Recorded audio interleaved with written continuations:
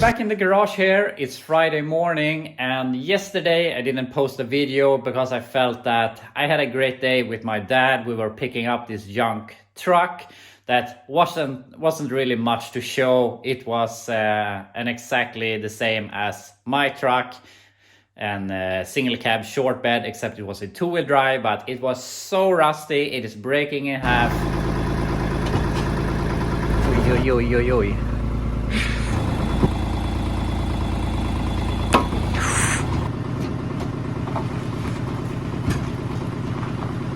And it's a pure parts truck, and as I said, there wasn't really much to do about it. I just had a great day with my dad, so I tried to prioritize that in this case. So with that, nothing has happened here in the garage since you saw me last, and now we can continue making some progress on the Blazer here. And the idea is that we're gonna finish off these brackets for the throttle wire and kickdown wire. Then I would say that the engine swap is done. So then we can go ahead and build an exhaust. And I'm not gonna have everything, but we can start looking and think about what we need and think about how we wanna route it and so on. So let's fix those stupid brackets so we can start with exhaust. After a lot of running to and from the bench, welding and taking apart and re-welding, we have finally made this bracket. And this is just a test, or now I know how it's supposed to look. Now I can weld everything, make it look nice, paint it and so on. But we can see that it works. I'm not sure exactly how this wants to be adjusted, but we have some adjustment here that we can play with.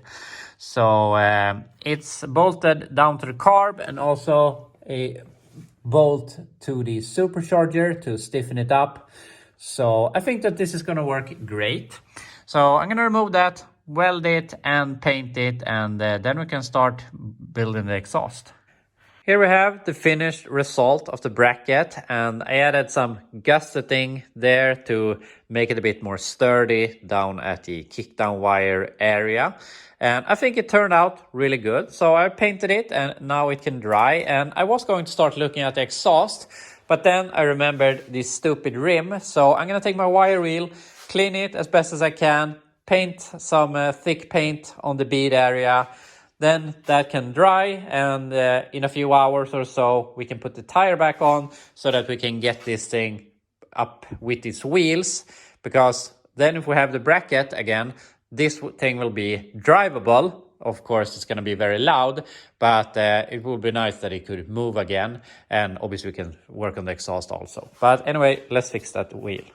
I went ahead and I wire wheeled the rim. Then I have painted it with one coat. And while that was drying, I went ahead and I put on my bracket here. So that's all done. I remember now that I have to do a bracket for the spring also. So we have to fix that. But otherwise, it's all drivable engine-wise now.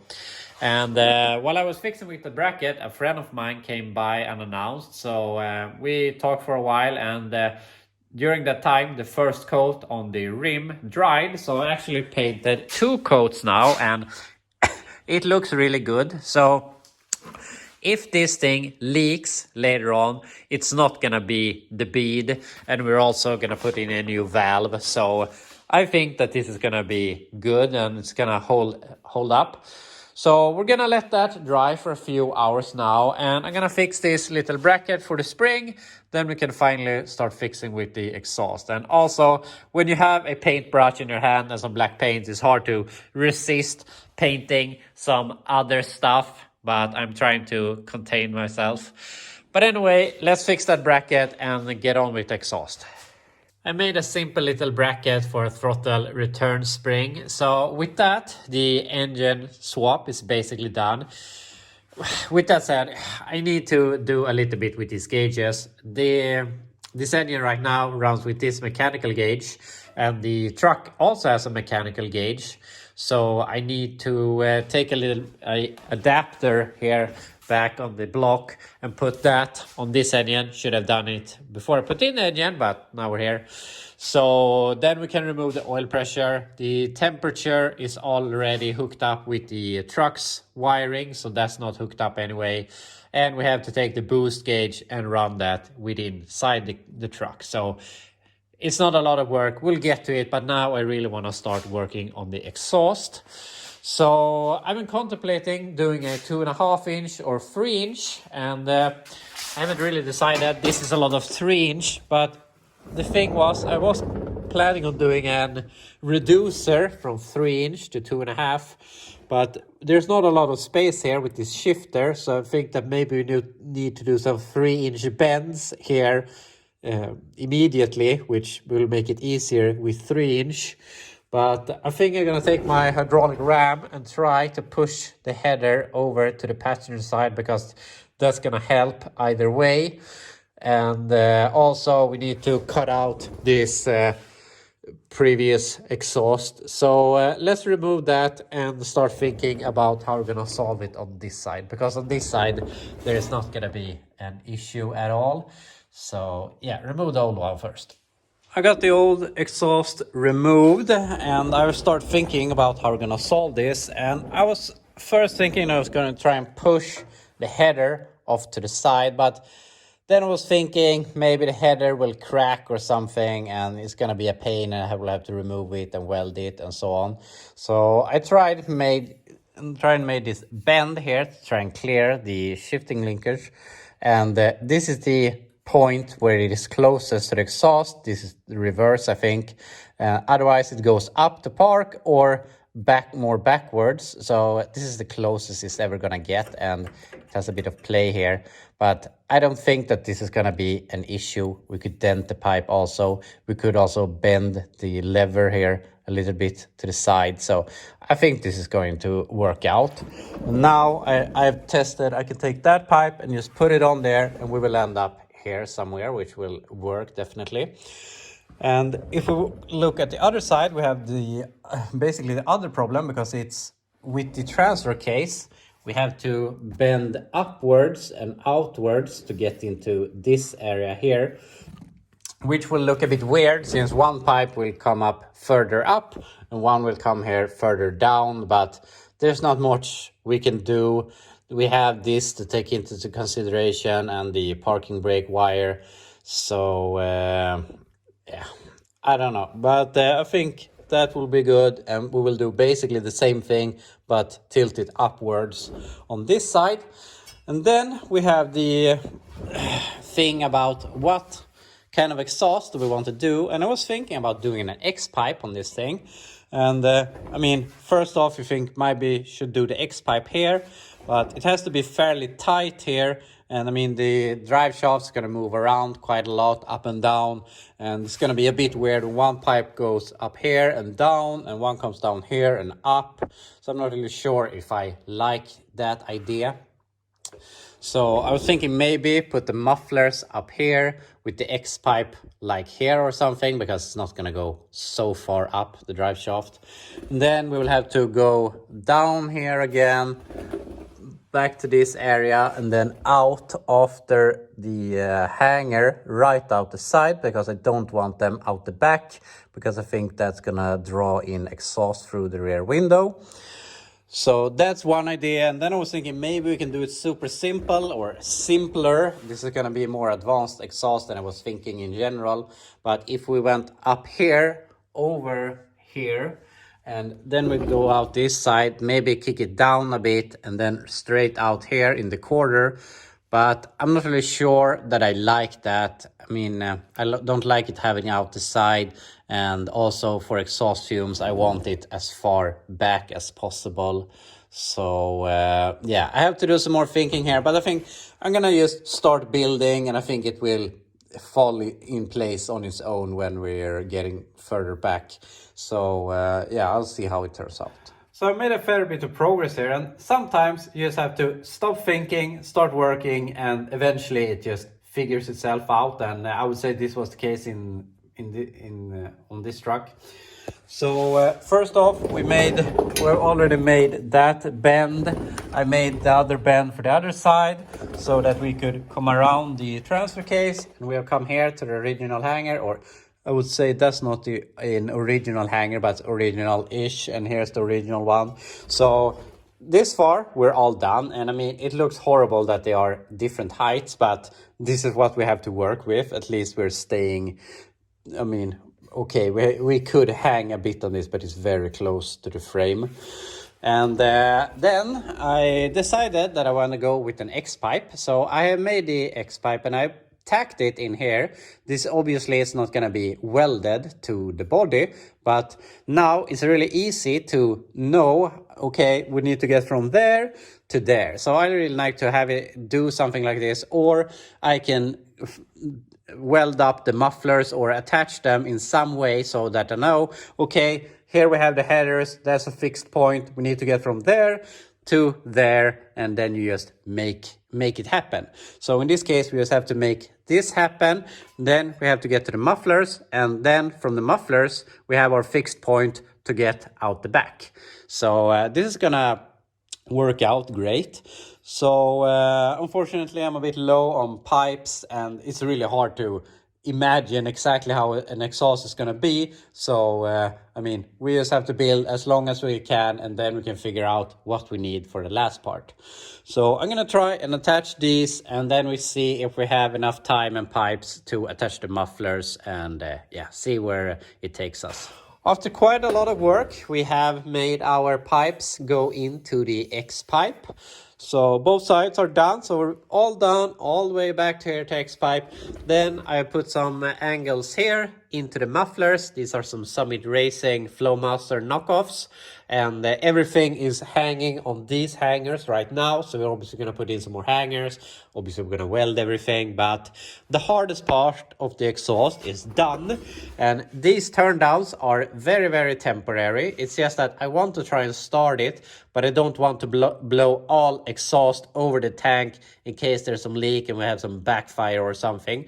So I angle them down, but eventually next week, it was a little bit close here to the tank, but we're gonna run some 90s down, angle them down like this, another 90 something, go back, and then another 90, and then straight out, or maybe a little bit of a turn down. We'll see. But as I said, the hardest part is done at least, and now I can try and start it. So first off, I'm gonna put on the tire on the rim so that we can get it up, and maybe even try and drive it out of here. We'll see where all the time goes. Got the tire back on the rim, no problem, aired up, and at least I can't hear it leaking now. I could do that before. So we'll see. It's going to be sitting here over the weekend, and we'll see if it is flat by Monday morning. But now I'm going to try and start it and see how it sounds. And it's actually going to be pretty exciting because, I mean, I have heard this engine before. I've had it in the Oldsmobile, and we did have headers on that thing, but we had a 2.5 inch, no crossover, with a set of straight through mufflers, which I really didn't like. So now we have 3 inch with X-pipe, with Flowmaster or chambered mufflers, Flowmaster knockoffs. So it's gonna probably sound completely different than before. So that's pretty exciting. So let's start it and try and drive it out of here. So we're gonna try and start it here. It's been a few days, but see if it starts. Yeah, it actually did. I think I need to raise the idle a little bit. And of course it is leaking everywhere right now since we haven't welded anything. But it feels like it's not that loud. It's a lot more quiet than I thought, but it might be all the exhaust leaks that is throwing me off. But we're gonna try and drive it out here.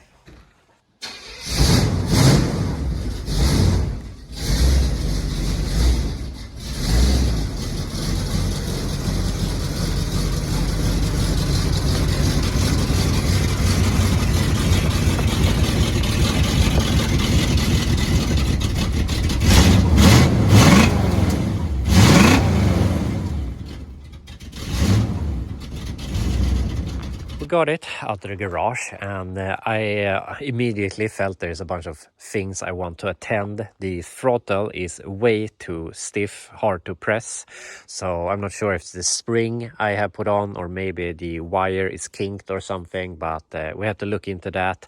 Also, the idle is really low, and I mean, before it idled perfectly and I haven't touched the carb, but yeah, we have to do some general things back and forth, obviously, to finish off this engine swap. And I'm guessing it is all of the exhaust leaks, but it sounds so boring, but I mean, we have so much leaks on the way back, so there's a lot that doesn't go through the X-pipe or the muffler or so on. So I'm assuming it's gonna sound a lot better when we have fixed that. And also I tried to rev it because I wanted to hear the supercharger, because that sounded really nice in the Oldsmobile, and I couldn't hear any of that. But I'm assuming that's also because of all the exhaust leaks. So hopefully all of that will be better when we have welded the exhaust and finished it going out the back and so on. But at least it is drivable again. Hopefully we have fixed the leaking wheel, and yeah, we can just keep on improving general stuff around it. But as I said, at least it's drivable again. But anyway, I'm gonna back it into the garage again and we can finish the video. We got the Blazer here in the garage again, and I feel there's a lot of odds and ends to fix on this thing. We have already gone through the brakes, but I feel there's something not really working properly with the brakes. I'm not sure if maybe the front brake hoses are swollen so that they don't really let through the brake fluid properly. Feels like the front brakes aren't really working perfectly.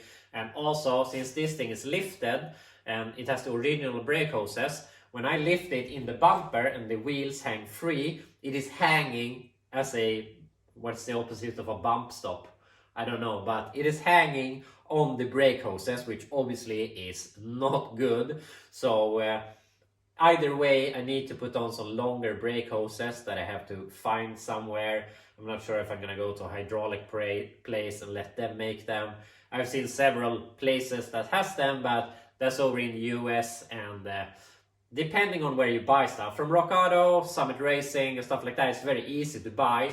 But from these smaller, more niche places, some of them don't ship outside of the US, and they can get stopped in the border, in customs, and with a bunch of problems. So it's a bit difficult to order from these smaller places that might have something like that.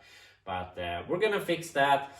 As I said, we have some stuff to fix with the engine. It feels like not running maybe 100%, which feels weird since we put it out of the Oldsmobile, let it sit and just put it in here. But we need to get some water in it, let it warm up, get a heat cycle, and just let it work a little bit before we think too much about it. But overall, I'm happy with what we have achieved this week. And as I pointed out earlier, it's one thing to put in the engine, but it's a completely different thing to do everything else around it. Now we have done a bunch of stuff that we maybe didn't have to do, like the exhaust, but yeah, everything just takes so much time.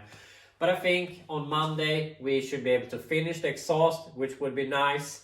Then we can fiddle with the gauges and the throttle and some other stuff, get some water in it, maybe take it for a test drive and so on. And then we'll see. I haven't really decided how far I want to go with this thing for this period.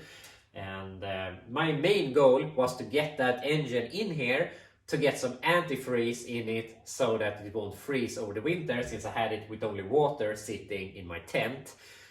I mean, it wasn't really needed for that purpose, but thought might as well. So we have at least achieved that, so we'll see how far we take it. But anyway, that will be all for this week. I hope you have a great weekend, and I will be back to you on Monday.